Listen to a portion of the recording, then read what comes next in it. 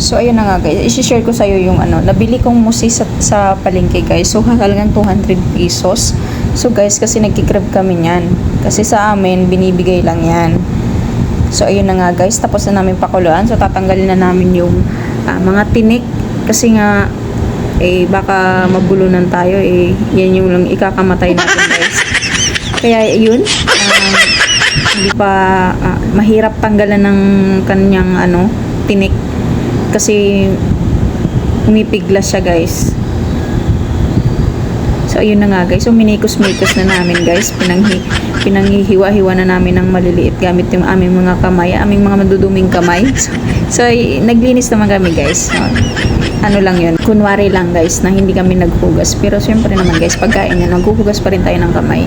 So yun na guys, so paborito namin yung atay, paisan guys, kung alam nyo lang, lalagay sa dahon. Ayun, yung tapos ilalaga, iihaw guys, masarap siya, lalo na pag nagmamantika, yummy. So yun na guys, so ang tagal pala namin yan kasi malaki nga siya guys. So isang siya, halos isang kawa siya guys. Ayun guys, so ayun na. Tsaka yung malang siya pero masarap. So nag-prepare na din kami ng ingredients guys. So syempre hindi mawawala yung tanglad, yung gata, din malunggay, sili, tapos sibuyas, paminta, tapos bawang. So ayun na guys, tapos na naming hiwa-hiwain guys. So ayun na, so malunggay. So ayun na guys, tapos na siya, na-prepare na namin. Tapos kakain na kami guys.